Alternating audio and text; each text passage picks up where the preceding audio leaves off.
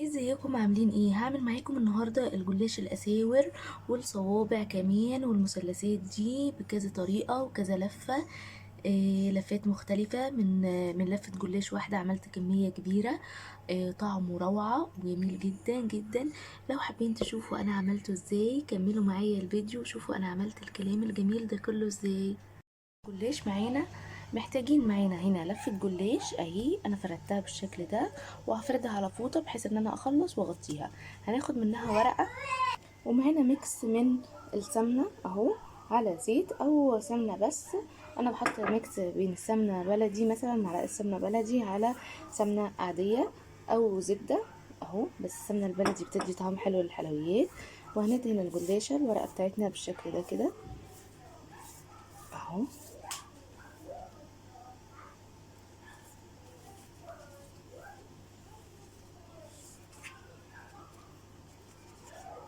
اهي دهنيها كلها معانا بالشكل ده، وهنتني الورقة نصين كده اهي بالشكل ده. وهجيب سكينة معايا وهقطع الورقة من النص اهي بالشكل ده كده، بحيث ان انا يبقى عندي نصين جلاش معايا بالشكل ده. هنبدأ اللف بقى. معانا دلوقتي يا اما سيخ معايا بالشكل ده او اي حاجة نفس الشكل كده، يا اما عصيان الشيش طاووق. عايزة بس اوريكم اهو. وهنتني الطرف الاولاني كده ونبدأ نضغط ونلف بالشكل ده كده اهو.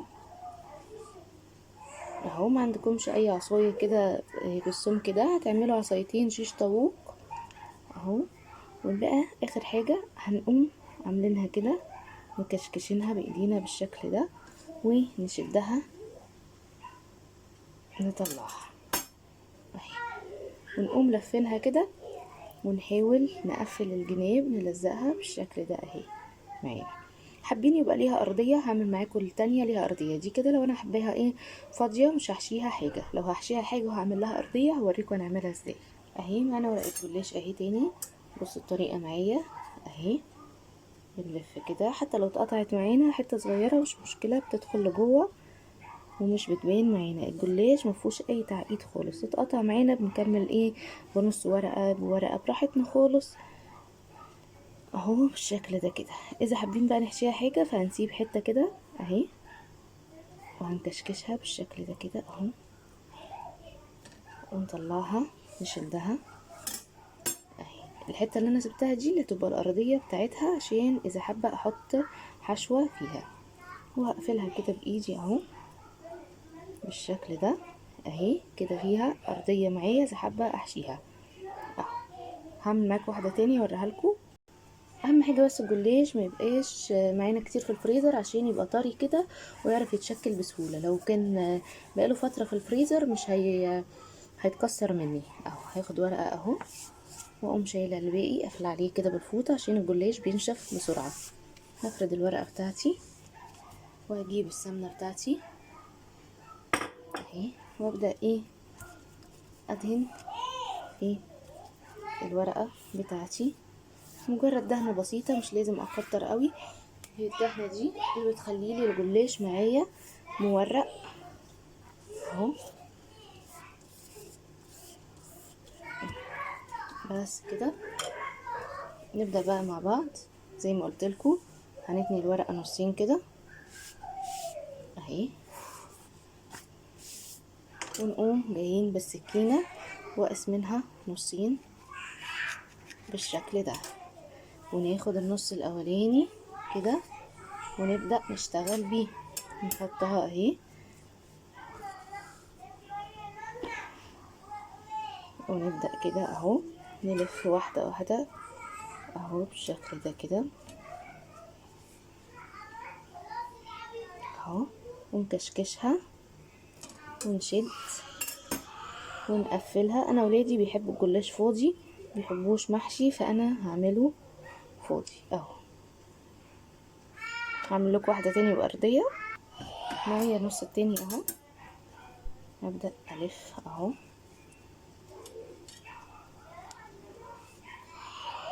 اهو بالشكل ده، وهنسيب حته زي ما قلنا اللي تبقى الأرضية بتاعتنا ون ايه ونضغط بالشكل ده ونشد اهو، ونلزقها من الاطراف كده بالشكل ده اهي. بقت معانا دي ارضيه. لو هنعمل حشوه هكمل بقيه الكميه وارجع لكم تاني. حاجه تانية في اللفه، هناخد الجلاش بتاعنا. دول عندنا ايه، نص لفه جلاش كده اهي، او ربع لفه جلاش. هنقطعها كده اهو، حتى لو اتقطعت معايا حته مش مشكله اهو، بالطول بالشكل ده اهي.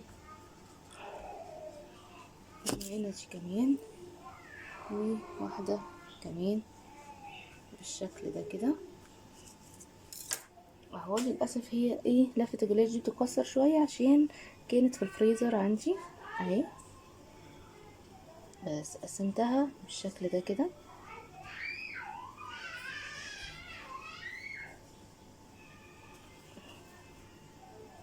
اهي.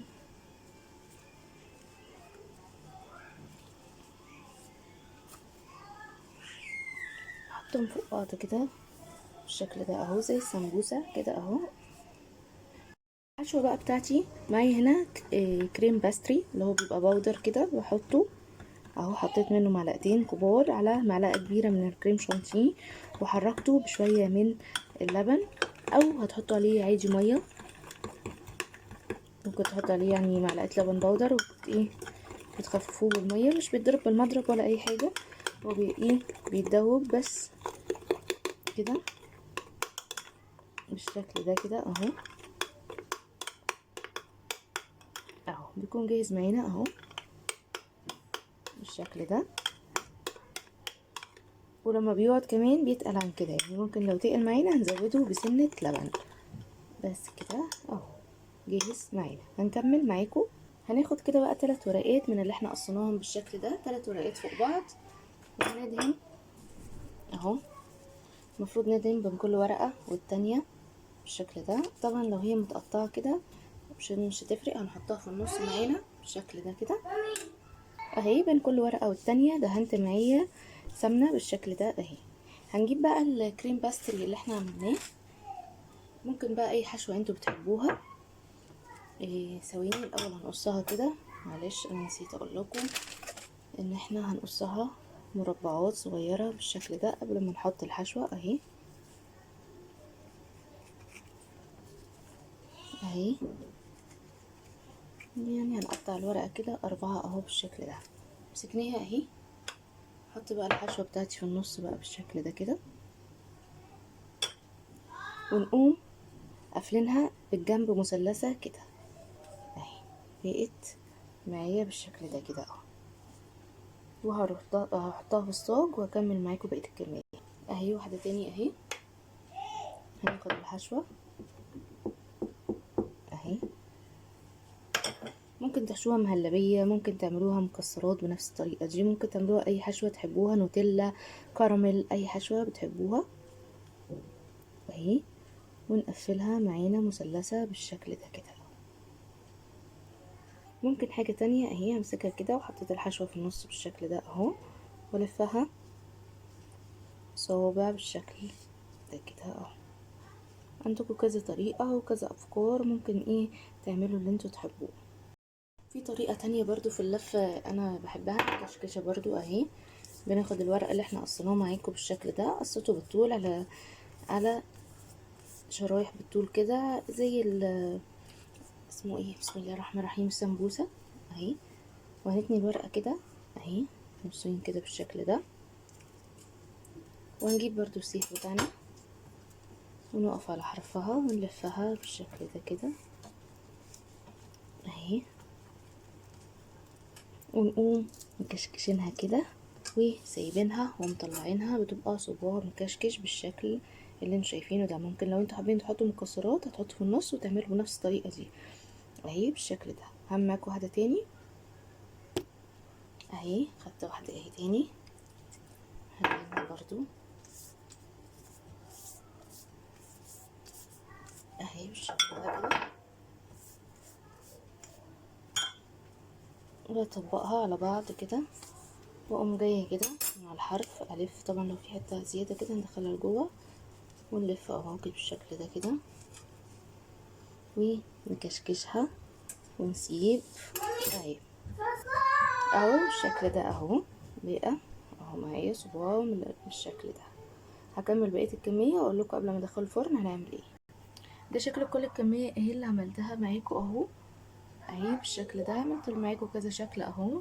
طبعا في الوقت ده انا مسخنه الفرن على درجه حراره 180. هدخل الجلاش معايا على فرن سخن لغايه اول لما يحمر هطلعه، وهسيب لكم طريقه الشيره او السيرب اللي انا هرشه عليه بعد ما يطلع في صندوق الوصف. انا عملته معاكم كذا مره. هدخله الفرن وما يحمر هوريكم شكله. ادي الجلاش بعد ما احمر وطلع اهو، شايفين بقى جميل ازاي. دلوقتي معانا بقى العسل او سيرب ساقع، الشيره بارده، والجلاش لسه طالع سخن مولع. هننزل بقى بيه اهو، اسقيه على طول كده وهو سخن. والشيره بتاعتي زي ما قلت لكم بارده اهو. هنسقيه كويس اهو بالشكل ده. ادي شكل الجلاش اهو بعد ما طلع من الفرن، خطير وطعمه جميل جدا ومقرمش، وعايزه اقول لكم ان ريحته قلب الدنيا من كتر الجمال اهو. بعد ما سقيته شايفين شكله جميل ازاي. طبعا الجلاش الاساور ده ممكن تحشوه معاكم زي ما عملت معاكم الباستري كريم، ممكن تحشوه مهلبيه، ممكن تحشوه بودنج، ممكن تحشوه شوكولاته، ممكن تحشوه نوتيلا، كراميل، اي حاجه انتوا تحبوها. شايفين يا جماعه الجمال؟ شايفين؟ جربوه بالطريقه دي، واثقه انه هيعجبكم جدا جدا. وما تنسوش لو مش مشتركين في القناه تشتركوا في القناه وتفعلوا الجرس، وما تنسوش اللايك والشير. اشوفكم على خير، باي باي.